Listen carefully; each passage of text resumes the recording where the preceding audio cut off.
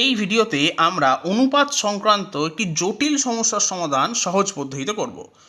এখানে সমস্যাটি হলো, যদি a by b plus c সমান সমান 1/3 এবং c by a plus b সমান সমান 5/7 হয়, তবে b by a plus c এর মান কত হবে? প্রথম যে রিলেশনটা দেওয়া আছে এটাকে যদি আমরা ভালো করে খেয়াল করি, তাহলে এখান থেকে আমরা বলতেই পারি যে ক্ষেত্রে a হলো 1 ভাগ এবং b প্লাস সি হলো 3 ভাগ। তার মানে a plus b plus c হবে 4 ভাগ।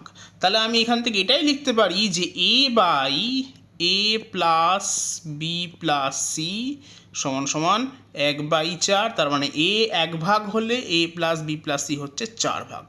সেম লজিকের সাহায্যে দ্বিতীয় রিলেশন থেকে আমি লিখতেই পারি যে যদি সিটা 5 ভাগ হয় তাহলে a প্লাস বি হচ্ছে 7 ভাগ।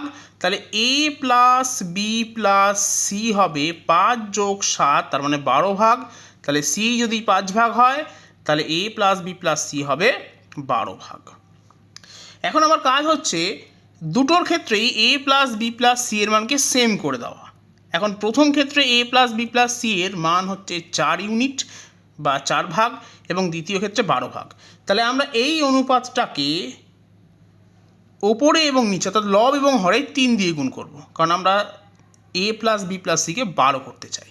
তাহলে 3 দিয়ে যদি গুণ করি লব এবং হরকে, তাহলে আমি পাচ্ছি 3/12।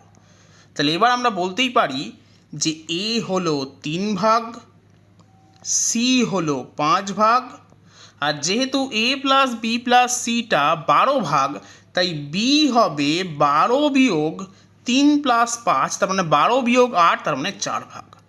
তাহলে b by a plus c এর মান হবে 4/3 প্লাস 5, তার মানে 8, তার মানে হাফ। তাহলে সঠিক উত্তর হবে অপশন এ, হাফ।